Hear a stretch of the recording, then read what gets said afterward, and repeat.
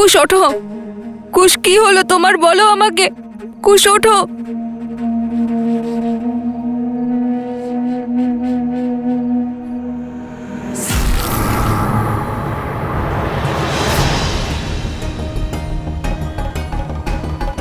কি করে হলো? সিংহের থাবা লেগেছে। এটা নিশ্চয়ই কোনো মায়াবী শক্তি, আর তার বিষ কুশের শরীরকে পীড়িত করছে।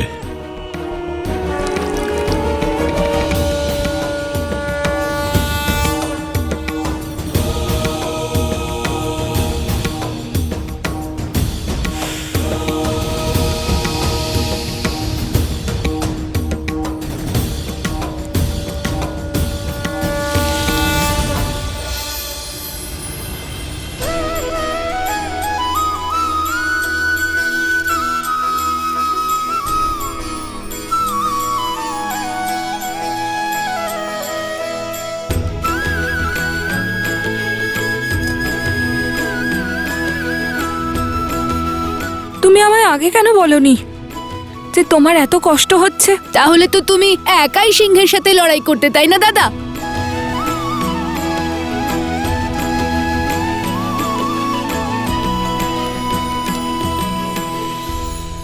ধন্যবাদ গুরুবর, কিন্তু এই ঘা ঠিক হয়ে যাবে তো?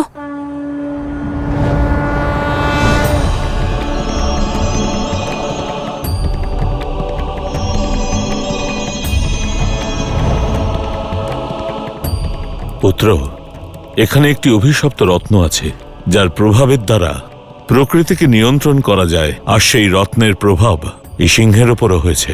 এই মায়ার প্রতিকার ওই রত্নের বিনাশ, আর তাহলেই কুশের ক্ষত সারবে। যতক্ষণ না ওই অভিশপ্ত মণি বিনষ্ট হচ্ছে, ততক্ষণ কুশের শরীরের ভিতর এই মায়াবী বিষ ছড়াতে থাকবে। বলুন, কোথায় আছে সেই মণি? আমি এখনই গিয়ে তা ধ্বংস করব, আর নিজের ভাইকে এই কষ্ট থেকে মুক্ত করব। পুত্র, আমি তোমার চিন্তা বুঝতে পারছি, কিন্তু ওই স্থানে পৌঁছানোটা খুব সহজ হবে না, কারণ ওই রত্নের মতন ওই স্থানটিও অভিশপ্ত, আর ওই আসরিক শক্তি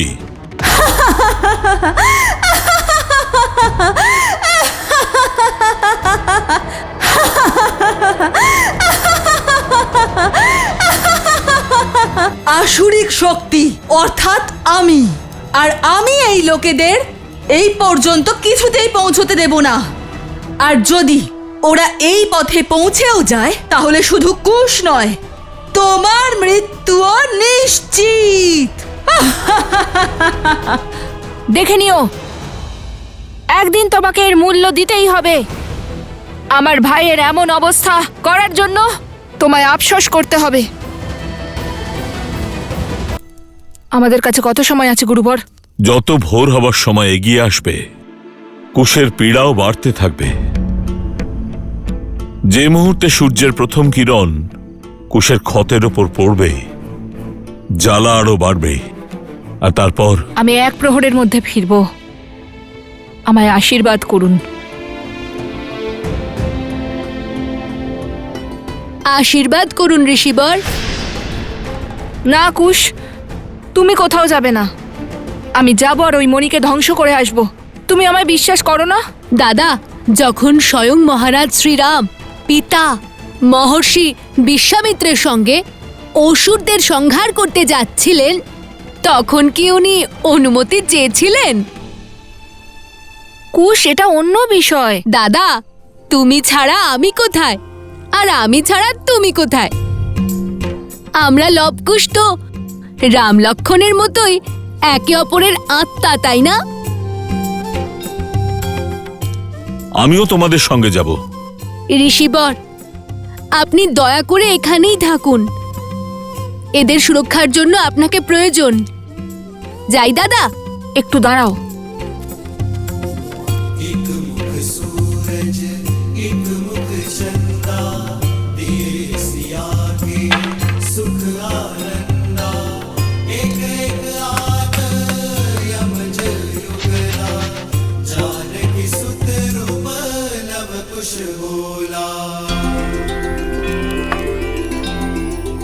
আরে এই একটা লাঠি দিয়ে এত বিশাল সিংহের মুখোমুখি হব কি করে আমরা?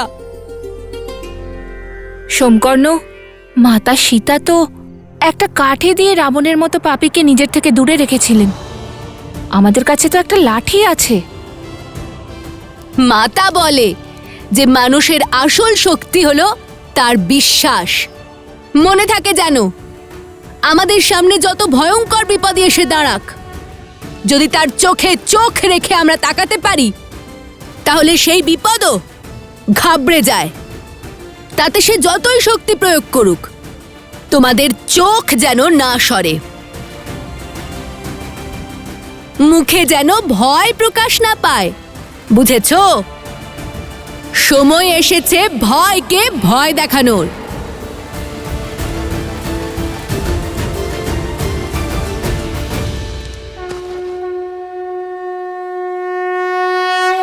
বিজয়ী হও।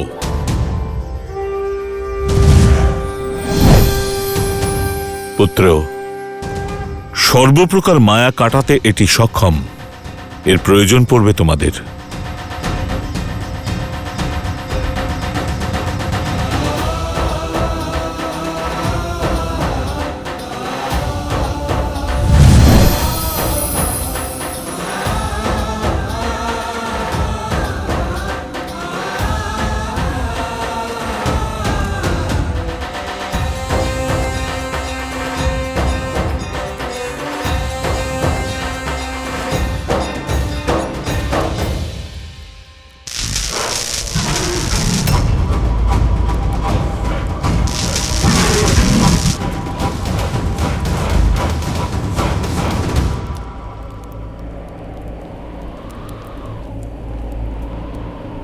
গুরুবর বলেছেন আমাদের ধ্রুবতারা লক্ষ্য করে এগিয়ে যেতে, আর তার থেকে 5 ক্রোশ দূরে আমরা একটা ঘন বটবৃক্ষ দেখতে পাবো। তাতে একটা তামার ঘণ্টা বাঁধা থাকবে। দাদা! কি হলো কুশ? আহ! খুব কষ্ট হচ্ছে? এই ঘা কষ্ট দিচ্ছে? বলো আমাকে, যদি বিশ্রাম করতে চাও করো। না দাদা, আমি ঠিক আছি। আর আমি তো সাহস পাই তোমার থেকে। তুমি কবে থেকে আমার মতো ভাবতে শুরু করলে? এত ঝড়ের মধ্যে তুমি ওই ঘন্টাকে দৌড়ে দৌড়ে এদিক ওদিক ঘুরে ঘুরে খুঁজছো? বুঝে গেছি।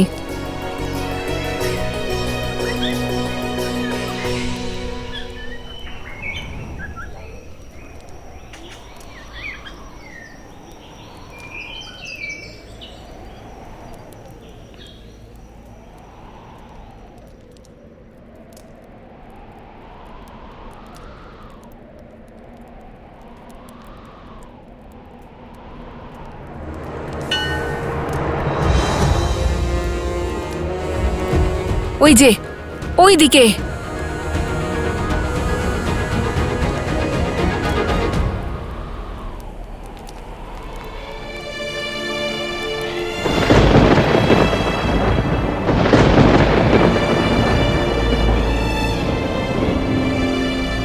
কুমুদিনী,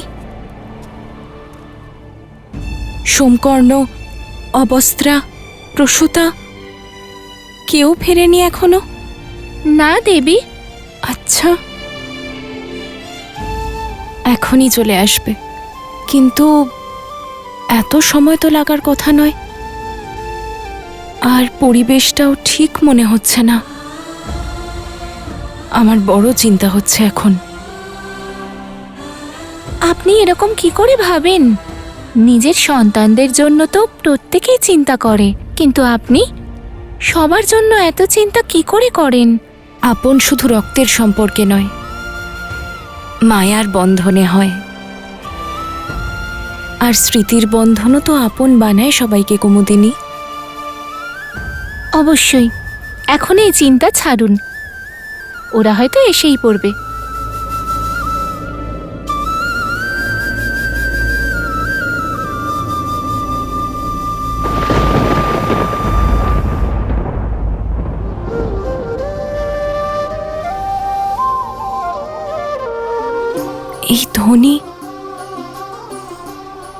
এই ধ্বনি কোথা থেকে আসছে?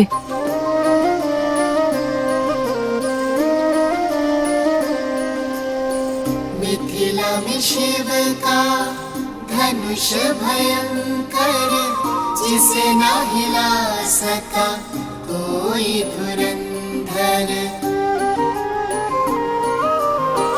राम लखन गुरु मिथिला पहुँचे, लक्ष्य था देखन सिया का स्वयंवर।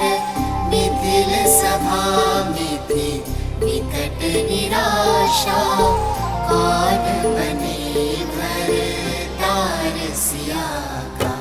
ले गुरु आशीष उठे फिर राम, शीश झुका किया शिव को प्रणाम।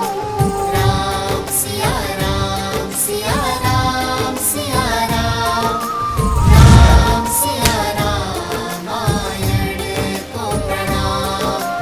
राम सिया राम सिया राम सिया राम, राम सिया राम सिया राम सिया राम। আমরা বনদেবীর পুত্র, ভগবান বাল্মীকির শিষ্য, আর আমরা ধর্মের পথে চলি।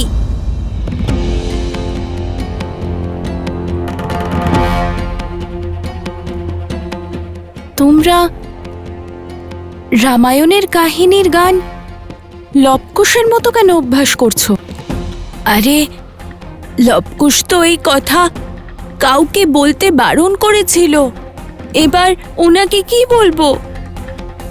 আসলে বনদেবী, লবকুশের কথা খুব মনে পড়ছিল, আর আমাদেরকে ওরাই এত প্রভাবিত করেছে, তাই। আচ্ছা,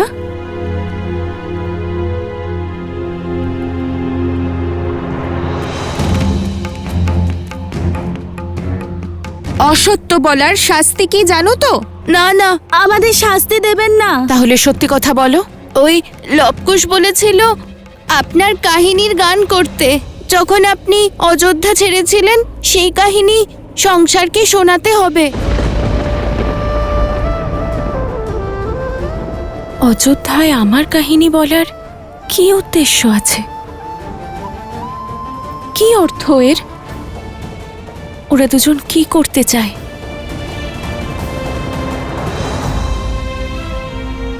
একটা কথা বলবো বনদেবী, আপনি রাগ করবেন না তো?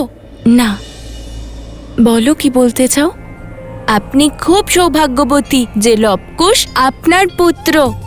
ওরা দুজন সব সময় শুধু আপনার কথাই ভাবে। দেখবেন যখন লবকুশের রামায়ণের কাহিনী বলা হবে, তখন ওদের প্রচেষ্টা অবশ্যই সফল হবে আর রামায়ণ অবশ্যই পূর্ণ হবে। কিন্তু হ্যাঁ, কিছুটা বিস্মিত হওয়ার জন্য প্রস্তুত থাকবেন। এরপর আর কিচ্ছু জিজ্ঞেস করবেন না।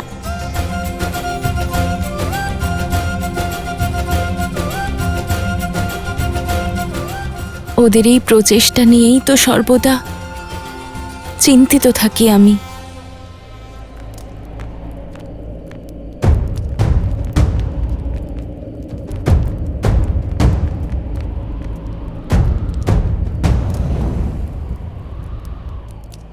পেয়ে গেছি।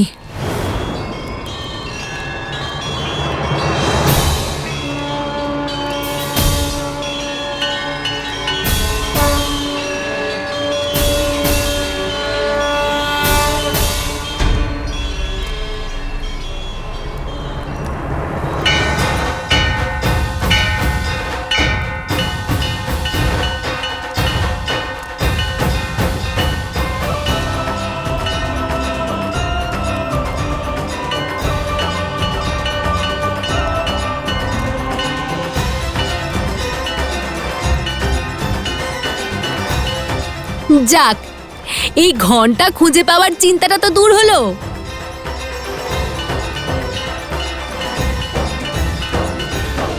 কি চিন্তা দেবী? এটাই যে সংকট সম্পর্কে না জেনে, পরিণাম সম্পর্কে না ভেবে, অনুচিতকে উচিত প্রমাণ করার উদ্দেশ্যে এগিয়ে যায় ওরা।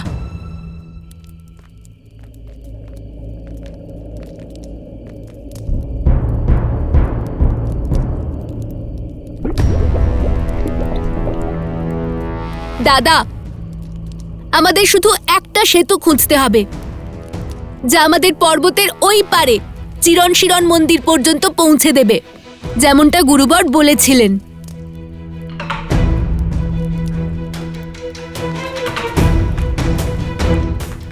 আরে এটা এটা তো ভেঙে গেছে।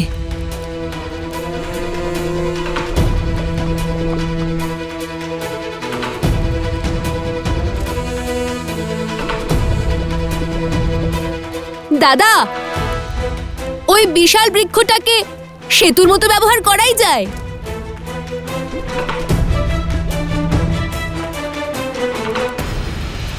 তাহলে কর্ম যদি সঠিক হয় পরিণামের চিন্তা কেন করব? কিন্তু কখনো কখনো শুধু সাহস দিয়ে নয়, বুদ্ধি দিয়েও কোনো কার্য সম্পন্ন করা যায়। আমি তো শুধু এটাই আশা করি, ওরা শুধু বল প্রয়োগ করে নয়, বরং নিজেদের বুদ্ধি প্রয়োগ করেও প্রচেষ্টা করুক। কি হয়েছে দাদা? ভুলে গেলে? মা তা বলতো, যখন সবকিছু তোমার পক্ষে থাকবে, সবকিছু সঠিক ঘটবে, তখন বুঝতে হবে যে কিছু অনুচিত ঘটছে। হ্যাঁ, মাতা তো তাই বলেছিল। যে মায়া একটা সিংহকে নিজের শক্তির দ্বারা এত বড় করে দিল, যে আমাদের মিত্রদের প্রাণ নেওয়ার জন্য প্রস্তুত হয়ে গেল, যে বলল কখনোই ও আমাদের সেই রত্ন পর্যন্ত পৌঁছতে দেবে না, সেভাবে পিছিয়ে যেতে পারে কি করে? হ্যাঁ, আমাদের প্রতিটা পদক্ষেপ বুঝে নিতে হবে। তাই আবার বলছি, তুমি এখানেই থাকো, আমি এগিয়ে যাচ্ছি। কখনোই না, আমি তোমার সঙ্গে অবশ্যই যাব। যেখানে লব সেখানেই কুশ। আর এমনিতেও এত দূর পৌঁছে আমি পিছিয়ে যাব যাতে সব প্রশংসা তুমি পেয়ে যাও? এটা তো হতেই পারে না। মনে হচ্ছে এই বৃক্ষই আমাদের অন্তিম বিকল্প, কিন্তু তার আগে আমাদের এটা দেখতে হবে, যেই বৃক্ষ যা এই লাভার ওপরে একটা সেতু সৃষ্টি করেছে, তা আমাদের ভার নিতে পারবে না পারবে না। দাদা! কুশ! কুশ! দাদা! কুশ! দাদা! কুশ! চন্দ্রবংশী রাজা নলের বংশধর ও হস্তিনাপুরের রাজা আজমিরের বিবাহ লবের প্রপৌত্রী প্রভাবতীর সাথে হয়েছিল।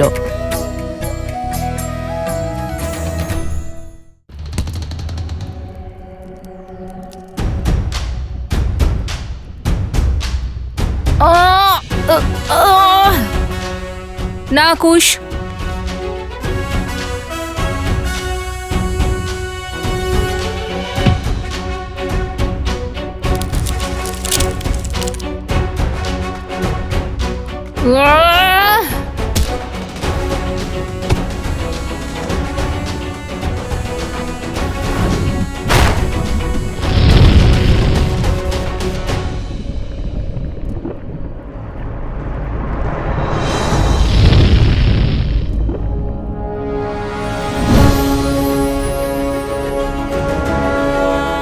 শক্তিশালী তো বুঝেছি, কিন্তু এটা ব্যবহার করে দেখি যে এটা মায়াবী কিনা।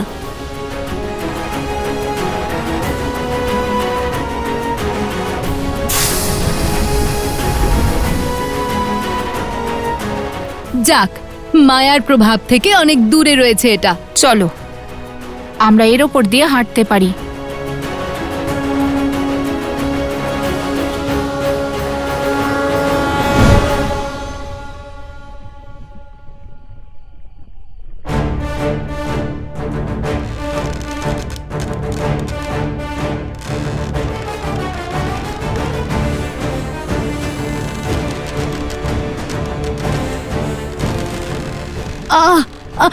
কুশ, কুশ, কুশ, কুশ, কুশ।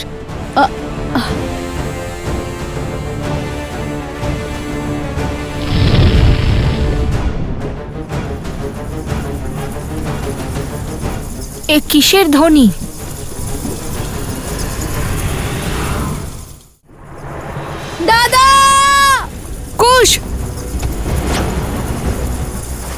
কুশ দাদা কুশ দাদা কুশ এগুলো কি?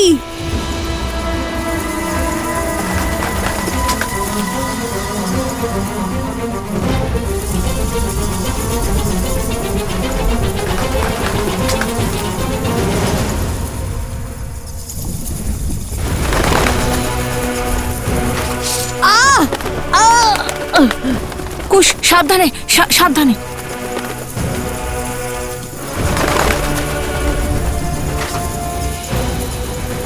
দাদা কুশ কুশ